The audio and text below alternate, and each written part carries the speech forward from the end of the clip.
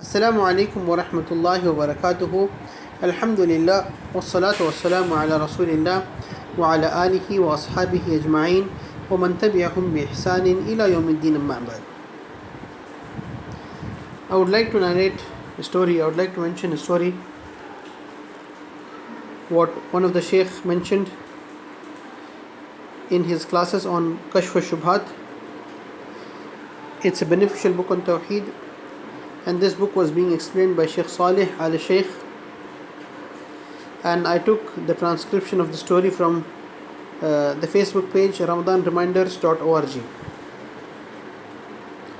So in the explanation of Kashf al-Shubhat, Sheikh Saleh Al Sheikh, he mentions the story, and I will paraphrase that story for you.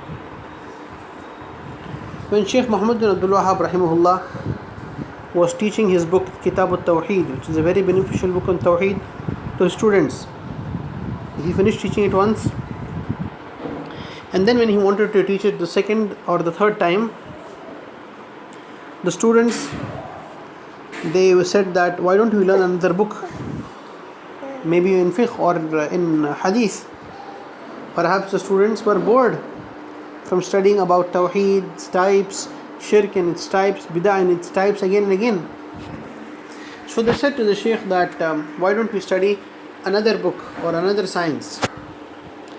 So the Shaykh said that okay, I will think over it. You know, many times when we teach the same book again and again to our students, to all of you, yeah children, you keep thinking, why does the Ustad keep repeating the Nawaqid al-Islam, the types of Shirk, the types of Kufr, the types of Bid'ah, Rububiyyah, Uluhiyyah, Al-Asma wa Sifat? Why is that again and again? So these students are also bored of studying Tawheed again and again. So some days later, Shaykh Muhammad bin Abdul Wahhab rahimahullah, he came to the class and he was sad. He seemed to be depressed. So the students asked him that, Shaykh, what happened? Why are you sad? The Shaykh mentioned that he got an information, he got a news, he got a report from one of the places in Dir'iyah, and Dir'iyah was where the Shaykh was teaching at this time. In Dir'iyah, in a place in Najd, in modern day Saudi Arabia, he got news that somebody, while inaugurating their new house, they sacrificed a rooster, they sacrificed a fowl, a bird, a cock, for the sake of a jinn. They sacrificed a rooster for the sake of a jinn, and they made its blood flow at the gate of the house, or you could say at the threshold of the house. So they were sacrificing for something other than Allah for the sake of opening their house and inaugurating their house. And you know, many people do such things so that evil spirits should not attack their house. So when the Shaykh said this to students, it did not bother them. They did not show any sense of shock. It seemed to be okay or normal to them. Then the Shaykh said that he sent someone to verify the news.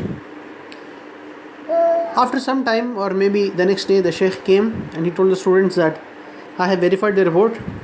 They did not sacrifice anything for other than Allah. But what happened was that in that area, somebody committed zina with his mother. Somebody committed fornication with his own mother. At that time, the student said, A'udhu billah, na'udhu billahi min dhalik. Zina with his mother. We seek refuge with Allah. Somebody did zina with his mother, and they were shocked about this. They felt very obnoxious, very bad about this. You know.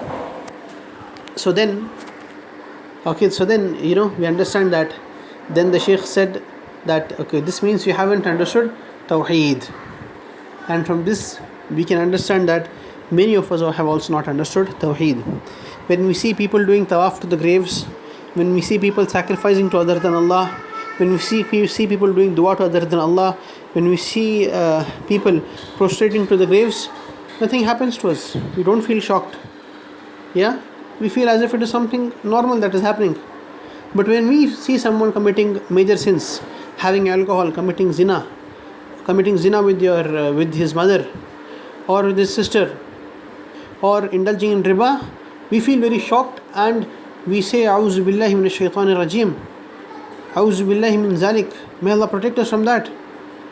May Allah protect us from such an evil sin. But for shirk, we do not get shocked. This means we haven't understood the greatness of Tawheed and we haven't understood the severity of shirk. So, one of the attacks of shaitan for the human beings is that he makes them feel that they have perfected their Tawheed, and when they think like that, they stop seeking the knowledge of Tawheed and they stop revising Tawheed again and again. So, my dear brothers, never forget the importance of Tawheed. A damage in Tawheed and actions of Shirk al-Akbar and Kufr al-Akbar are greater and more severe in the sight of Allah than somebody committing zina with his own mother, or somebody having alcohol, or somebody doing some other major sin.